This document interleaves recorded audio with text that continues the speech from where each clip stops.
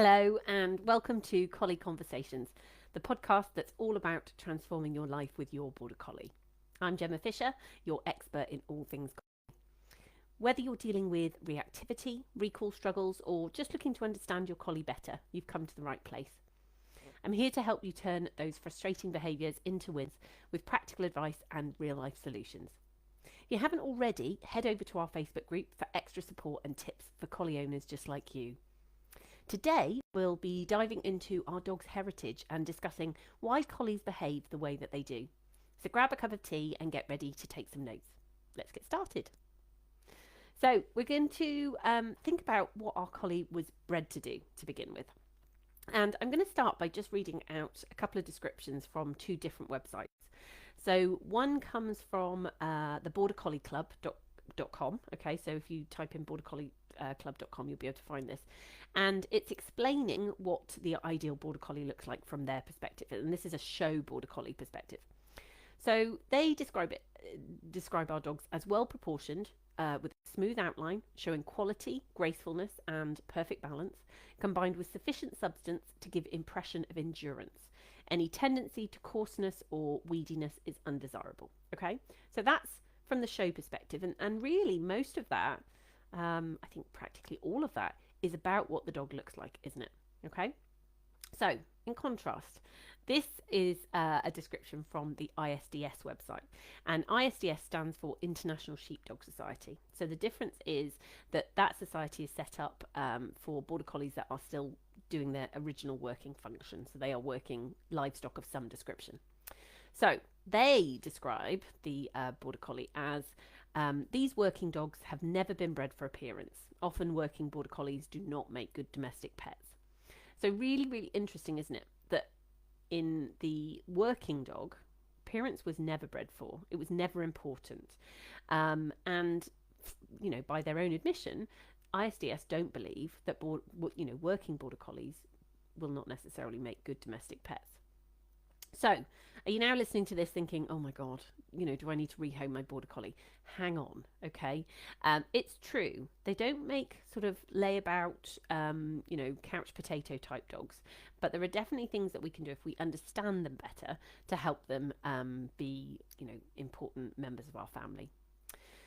So let's talk a little bit about what actually a herding breed dog is designed to do. Okay, so there's something called the prey drive sequence, which is in all dogs, and it comes from all predators. So, in the wild, we'd be looking at sort of the big cats. In our particular instance, we would be thinking about wolves when it comes to our dog's genetics. And that full prey drive sequence goes through several different steps. The first one being to search for the prey. So that's the orient or eyeing of the sequence. Then they're going to go into a stalk. Then they'll go into chase. Then they will look to bite, a grab bite initially, and then a kill bite to kill the prey, with the intention then of dissecting and then consuming the prey. All right. Now, obviously, herding breeds wouldn't be very much good if they chased their sheep around, brought them down and killed them. They'd be pretty useless herding breed dogs, wouldn't they? So what breeders did over the course of many generations of breeding was that they bred for specific qualities. And with our herding breeds, what the breeders did was they bred for dogs that were good at the search part, the orient part, the eyeing part that we're so familiar with in our Border Collies, where they sort of really stare and can intimidate their livestock, can intimidate others as well. It doesn't have to just be livestock. Then they will go into that classic Border Collie stalk. So it's neither a sit, it's neither a stand nor a down. It's kind of that stalky, crouchy position somewhere in the middle. And then obviously going into chase, which is a bit of a misnomer in so much as a Border Collie, when they are working sheep, is not looking to chase the sheep away. They're looking to balance the sheep between them and their shepherd. So what they're looking to do is get the other side of the livestock. And basically, it's really fascinating. I've done a little bit of herding with my dogs, but if I move to the left, my dog will automatically cover me on the circle. So we move backwards and forwards in tandem so that essentially our prey can't escape. Okay. And when Border Collies are faced with livestock which is maybe a little bit overwhelming. So young Border Collies, this can be a problem for. If they're put on sheep which are maybe too difficult, or maybe bigger livestock, and they're not really sure of themselves, then they might move to do a grab bite, but it's undesirable. They wouldn't make very good working dogs if they were constantly biting the livestock, because that's going to leave marks on effectively what will later become the meat. So it's not a good thing. So what we know in young sheepdog terms when they're working on livestock is that bite or that grab bite can often indicate that a young dog is feeling overwhelmed, and that's important information for us as pet Border Collie owners, because when we see our dogs maybe doing a grab bite or maybe doing a lunge or things like that, that's a really good indication to me that that dog can be feeling a little bit overwhelmed and is using their Border Collie power to try and control the situation. But obviously in the instance of something like traffic, which we're going to talk about some more in next week's podcast, they're not going to be able to control the traffic. So basically we need to give them other skills. Now, the other thing to consider with our dogs is the typical environment that Border Collies were bred to live in. So if you think of the Highlands, the Scottish Highlands, the Northern England, the typical environment was spacious. There was going to be a lot of area around that farm that Border Collie puppy was born into. It was likely to be very quiet in terms of traffic, so very limited traffic, maybe, obviously big tractors and things, but, not the same as our sort of urban environments where there's busy roads and things. They're also going to be likely to be living outside. I have a good shepherd friend, and his dogs have a kennel which is just outside the back door of his farmhouse, and in that, the dogs are just expected to just settle and rest. And they don't have to cope with things like our vacuum cleaners, our washing machines, and all of the different other sounds that are associated with being indoors. So it's quite a quiet existence from that perspective. They're also going to come across relatively few people. And we discussed this a little bit last week in terms of the sociability traits in our Border Collies, that it wasn't really bred into them because it wasn't necessary. They weren't, as Border Collies, weren't going to come into, into the path of lots of different people. So that wasn't necessary for their genetic inheritance. The other farm dogs on the farm are likely to either be related to them or closely related in some way. Certainly the shepherd friend of mine, he has bred all of his own dogs. So he has grandmother, mother, daughter, and I think a last count had granddaughter as well. So, that they're going to be familiar with the dogs that they live with because they're going to be related.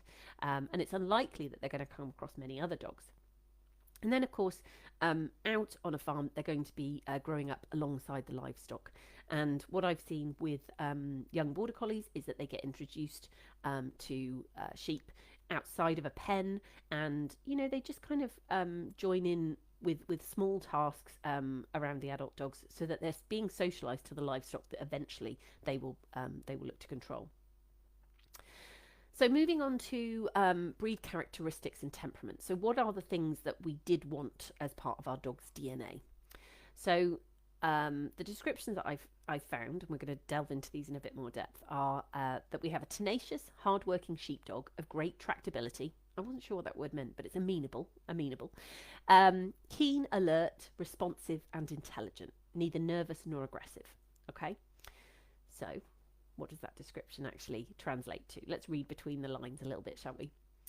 Well, essentially, tenacious equals no means try harder. All right? So when you tell your Border Collie, no, don't do that. No, don't dig that. Don't chew it. No, essentially, that tenacious piece of them says, all right, I'll try harder. Because in their job, if they were up on a hillside and the sheep said, do you know what? I don't feel like coming down the hill today. Thanks all the same. Wouldn't make a very good sheepdog. All right. So no means try harder, essentially, to a Border Collie often. Hardworking. So needs a job. All right. So it doesn't mean that you have to go out and get sheep. It doesn't mean that you have to go out and get cattle. It just means that you are going to have to come up with some sort of a job that means that your dog feels like they have used up their clever brain that day. Tractability. Now, this is an important one. This is a wants to please. And I think this is sometimes something that owners that I work with sometimes find really difficult to believe, because they're like, do you know what? They just don't listen to me. They completely switch off. They get fixated on something, and they just, they're so stubborn. It is my fundamental belief that Border Collies, dogs everywhere actually, they do want to please their people, but often they don't understand what that looks like. And that's, relative to their level of education and understanding. We talked a little bit about that in terms of asking PhD questions of nursery school, and dogs that have a nursery school understanding. So that's where I think that tractability sometimes gets lost, because we're asking difficult questions. We're asking too difficult questions. Okay, so keen, needs mental stimulation, really important. Alert, wants to know what's going on, really helpful in a working dog. Less helpful if you live on a busy street and there are people wandering backwards and forwards. You probably don't need your Border Collie to tell you every single time somebody goes past, but that's part of who they are. They are alert to what's going on. Responsive, so they're quick to notice sights and sounds, and again, super useful. If you are trying to locate where the sheep are on the hillside, that's incredibly helpful. Slightly less helpful if you live in a built-up area and there's people coming and going, and maybe somebody's going out to turn their lawnmower on and weed their garden or whatever. And intelligent, all right, and this is straightforward, isn't it? It's a brain that needs exercising. I think of it a bit like if we said to Albert Einstein, could he teach reception school maths? That would probably be incredibly frustrating and difficult for him, as such a genius. And this is what I think about our Border Collies, that they're genius dogs. So they often need tasks that really require not just exercise of their body, but exercise of their brains. Now, as I say, we touched on this last week. So, if you want to go back and have a look at the reactivity podcast that I did last week, we talked about the sociability spectrum and what they were bred to do in terms of social jobs. Dogs were bred to do social jobs versus solo jobs. And obviously our Border Collies are on the solo job end. I'll link that in the show notes. But also, it's thinking about the way that our Border Collies' arousal is necessary to be a good working dog. Now, the issue with our dog's arousal, and I think of it a bit like being a dimmer switch, that can go up and down as opposed to on and off. Because if you look at a good working Border Collie, they will ramp it up when they need to, but then they will turn it down when they don't, because it wouldn't be any good to be, up high all of the time. But here's the thing. Sometimes it gets stuck, and we need to avoid it getting stuck. And that's where our training becomes really important. So low arousal is the best state for teaching new behaviours. So think of our nursery kindergarten that we discussed last week in terms of our levels of training that we're offering our dogs. Real world PhD questions often happen when collies are in high arousal. So if somebody says to you, we just need to work on your Border Collie being calm all of the time, they're not going to be calm all of the time. That's the truth of it. And nor, I think, would I want them to be, because that isn't what they were bred to do. But what we do need to do is teach them how to respond in high arousal. So for me, that involves using play to teach my collie how to ramp their levels up, but also down again. And one of the fun things that I've learned over the years of working with my own dogs and with other people's is that collies love to control things. That is part of their DNA. That is what they were bred to do, to control livestock. Now, if you teach them that their job is to control their own arousal levels, it's just like it's a game changer. Because now, every time that you ask them for some self-control and they're like, oh, I can do that. Like, you're meeting their genetic need, but you're also getting something in it for you as well, which is improved self-control in your collie, which is great. And that's it for today. Thanks for joining me. I hope this episode gave you that extra boost to make a difference to your collie's behaviour. Today's episode was sponsored by my Border Collie training membership, Collie Culture Club. In the club, you get video training review, community Facebook group, and Facebook Lives for Q&A, just like this one, as and when needed. Don't forget, you can find information about this and all the resources mentioned in the Facebook group, so head over there now if you haven't already. Next episode, we're going to be exploring why lots of collies hate traffic and spin, bark, lunge at passing cars and other vehicles, so stay tuned. So until next time, stay focused on progress, not perfection. And remember, every small